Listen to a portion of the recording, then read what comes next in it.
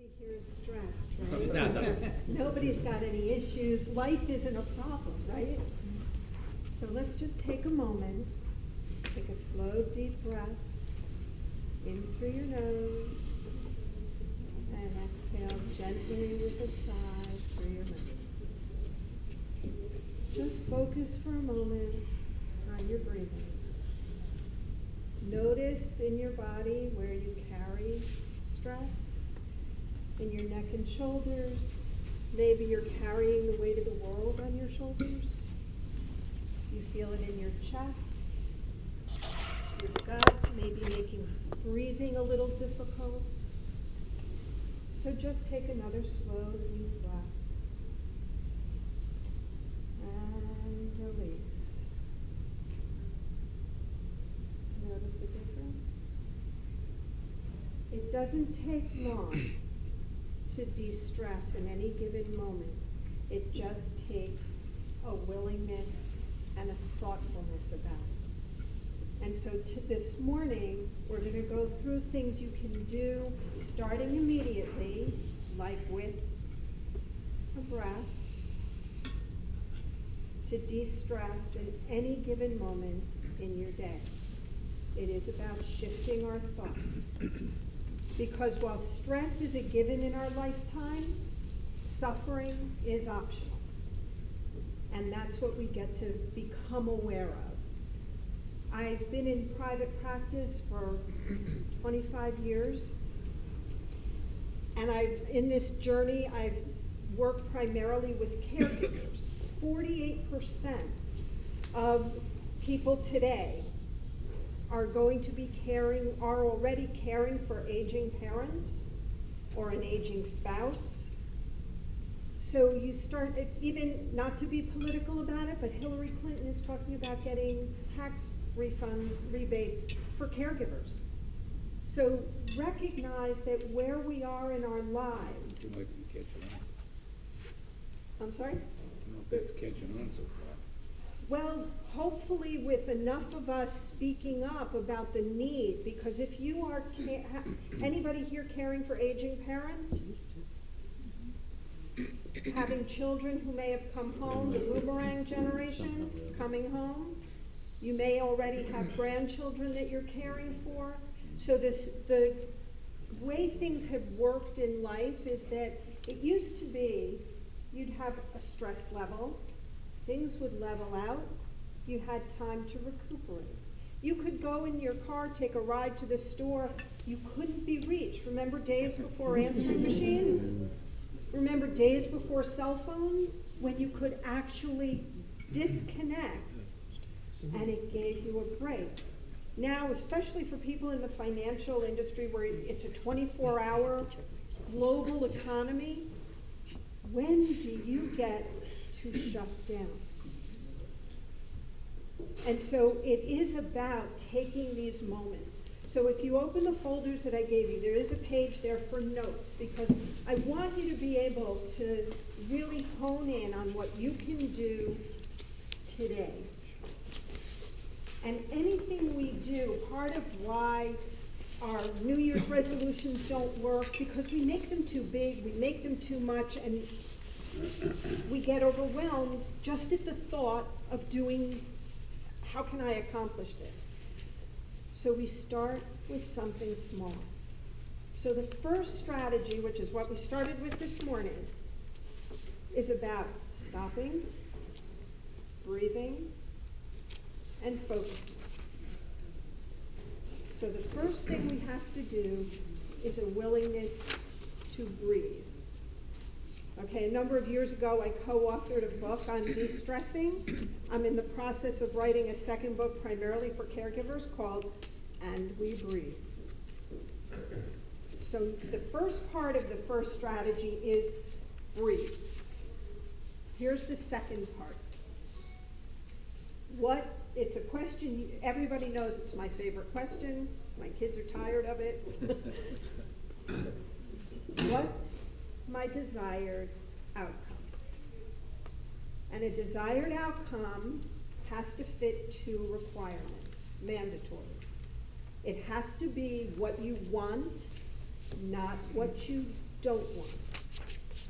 How many times are you asked a question, gee, what do you want for dinner?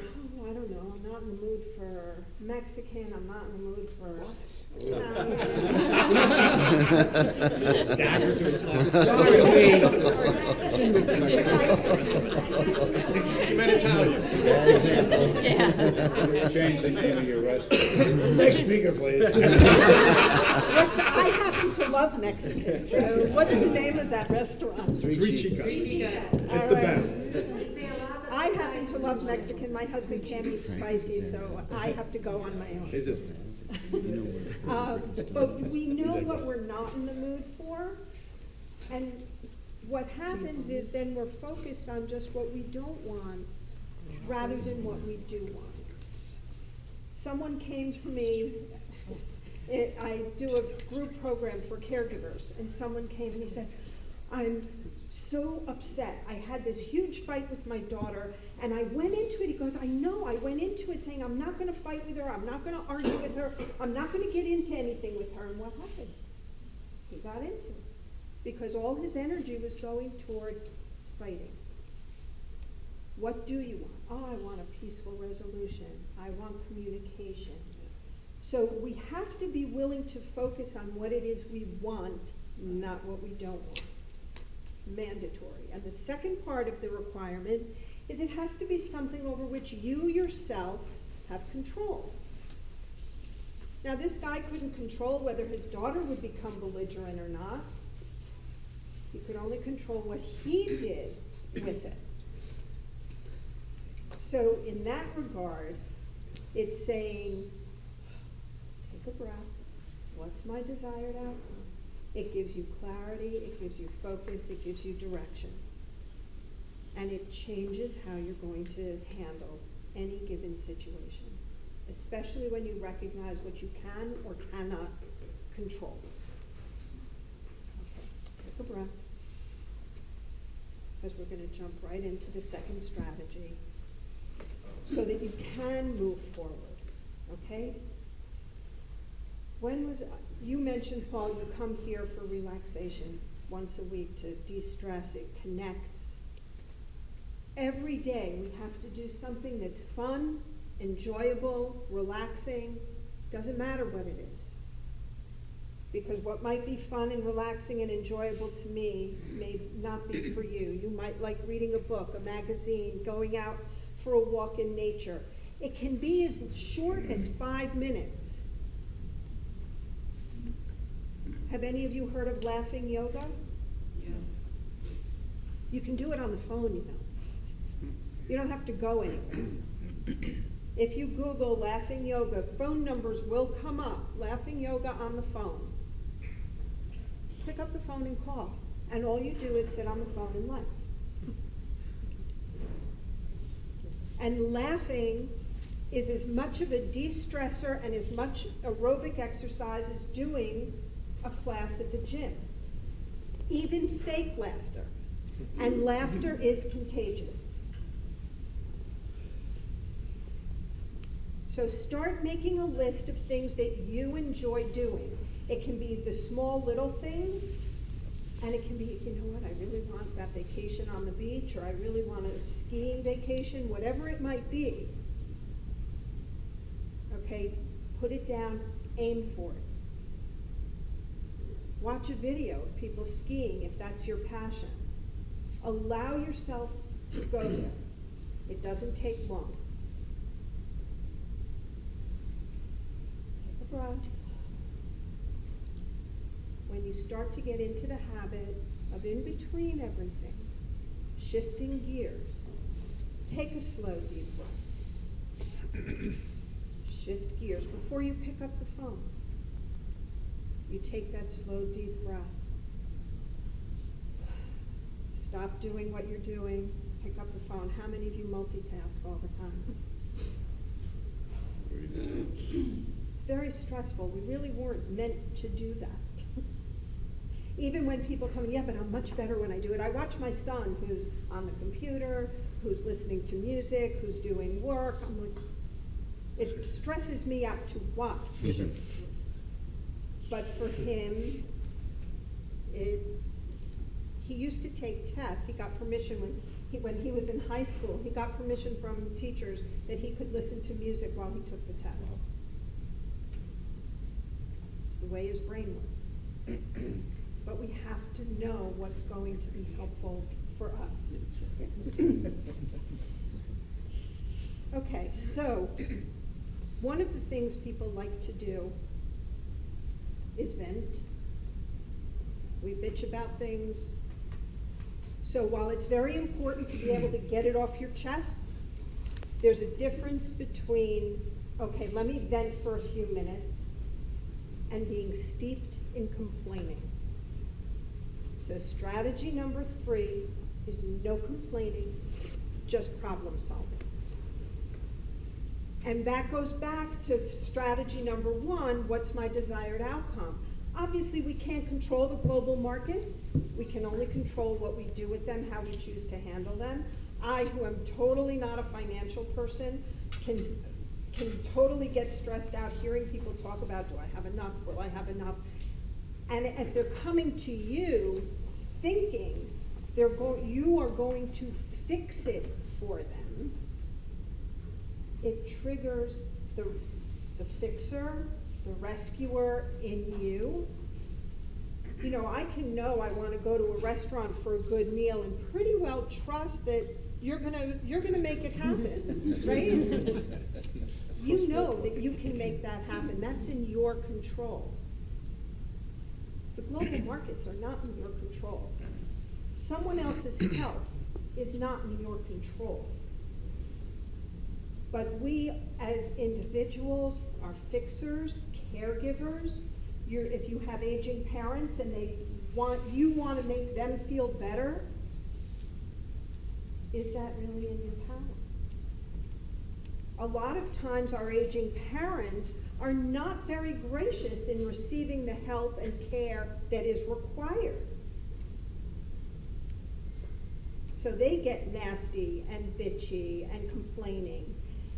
And what does it trigger in you? You want to make them feel better, you want to be appreciated for all you do, and what happens when they are not particularly appreciative? One of the women in the support group, her mother is 99 years old, totally with it, and very, very cranky all the time. Always has been, but the father, he died 5 years ago, kept them shielded from it. I mean, this is a woman who can still drive, she's still moving, but nasty. And He's gone. yes, it is. Exactly. So what happens is, though, when there's no buffer zone, and the daughter is getting called all the time, being told you don't do enough for me, you're not here enough, you ignore me, it triggers in her, as it would in most people, nothing I do is enough. And what if we accept that as a reality? We don't complain about it. We just acknowledge, yes, that's her. And can I accept that reality? And please remember that acceptance doesn't mean like. We may not like that it's going to be freezing this weekend, but we will accept it by dealing with it, dressing appropriately, staying indoors mostly, warming up our cars appropriately. It's the difference between thinking it should be different versus how do I want to handle it? What's my desired outcome? I can't control the weather. I can't control the news. I can't control what somebody does, calling me at all hours of the day, demanding.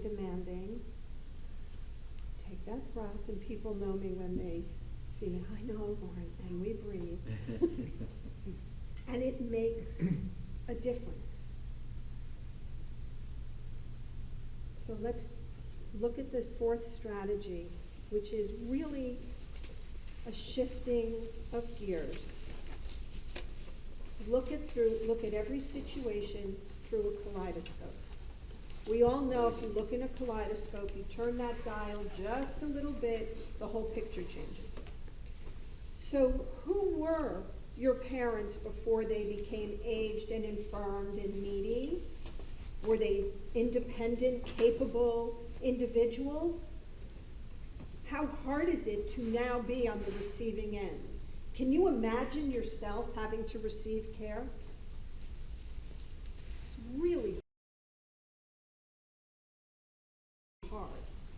My father, who was one of the most independent, stoic, very meticulous human beings, he developed Parkinson's, became very frail, had to have aides 24/7, had to have somebody go into the bathroom with him. Here was a man who was the most modest of individuals, and he had to accept that help. And he did it without ever complaining. He didn't like it, he knew he didn't like it, but he accepted it. My mother, who would be complaining that he doesn't like to take help. Well, Mom, she was a nurse. She didn't want to accept help. When she started deteriorating, the only way I decided the universe gave her for accepting help was that she became mentally incompetent, couldn't communicate, was bedridden. That was the only way she was going to allow anybody to take care of her, because it was too hard a transition. So we have to be willing to look at who these individuals were and how are they accepting help, and how would you choose to accept help? And it doesn't change who they are, it doesn't change the aggravating phone calls, even if you have clients who are complaining and nasty. It's not going to change them by us looking through the lens a little differently. It changes how we respond. Look, the restaurant business is probably one of the most stressful, because you're dealing with all kinds of people coming in. And my daughter's former boyfriend was a chef, so I used to hear a lot of stories. And it's how we handle the people coming in. What's your desired outcome? That's that first strategy, that one question. What's your desired outcome? And what do you have control of? And then that fifth strategy that you can do every day, and I know many of you have probably heard it a gazillion times, gratitude. Before you close your eyes at night, write down 5 things you're grateful for that day. They can be, even if it was one of your most god-awful, worst days, Judith Viorst's book, It's a Terrible, Horrible, No Good, Very Bad Day. Yeah. At the end of the day, find 5 things you're grateful for. Maybe the first one is, the day is over, you survived. Maybe another one is, I have a clean bed to get into. Maybe you had a warm shower, a hot shower that morning. Maybe you had a really good cup of coffee. Maybe the day started with a great meeting. Maybe you had a really good hug or a nice phone call with a friend. But as you start to focus on 5 things you are grateful for that day, the more you focus on it, the more aware of those things you'll become during a given day. And it will change how you handle the stresses that come up. Like I said, stress is a given, suffering is optional. And we are all steeped in stress. So here's a key thing to be aware of. We cannot avoid pain in this lifetime, but we can avoid joy. So think about the things you put off, you don't attend to because it's a party, I don't have time for a party. When my daughter was being bat mitzvahed a number of years, a long time ago, she was being bat mitzvahed on a Saturday. The Monday before, my father-in-law passed away. Family from Florida, they weren't going to come up for the bat mitzvah because it's bat mitzvah, you know, you don't need the extra people for a party, but he died, he was in Florida, they came up, we buried him on Friday, her bat mitzvah was on Saturday. They came up for the funeral and then stayed for the bat mitzvah. They were willing to be there for the pain, which is very nice, we like the support and love, but until that timing occurred, they were going to avoid the joy. So I want you to think about the ways in which you may be avoiding joy in your life on a daily basis that you could start to connect to. I call this going from fine to phenomenal, and often I forget to tell you why fine is so critical. How many times do people, when you get asked, how are you, and your answer is fine? I'm fine. So I want you to write down what fine really stands for. Frustrated, irritated, nervous, and exhausted. Yeah, so now at least when you tell people you're fine, it can be the truth. I'm fine. Now you can tell them what it really means. And you can say, yes, now I know you're fine. So I want you to be aware of that, because it really is significant. We don't need to be fine. We get to live a phenomenal life by recognizing what's going on and choosing how we want to handle it. And I tell people, okay, there's one line you can use when people are complaining to you, demanding of you, especially with family members. I want you to be able to respond with, I hear you, and thank you for being considerate of my needs too. And then take a deep breath.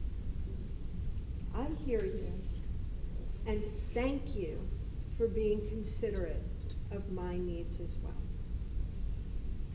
Conversation's going to shift, because very, very few people will actually turn around and go, no. They will stop, they may not say anything, but it will shift how that conversation is going to go. And so I know people have to leave, it's a busy day, everybody's going back. In the folder, there's a tear off at the top of the second sheet. I have that I created a roadmap. Have any of you ever made a new recipe that you know you have new ingredients? You go to the store, you better bring that list of ingredients with you. Well, this is your roadmap. I will send everybody, just fill it out with your name and an email address. I will send it to everybody, probably by the end of today, but at least for tomorrow. And I will also send you a link to a 2-minute meditation that you can download. Yeah, but if you fill out the top, Take back your life. Take back your life. I started a telephone group program for caregivers, for people dealing with the daily stresses, so that they would have a place. It's on the phone, you don't have to go anywhere. So I started this program 3 years ago. It's a 5-month program, and there are people who haven't ever left. So it is a way to get your needs met. But for today, take back your life. Take the roadmap, get the meditation, take a breath, breathe, and go forth in your life with a new sense of yourself. Thank you. Thank you.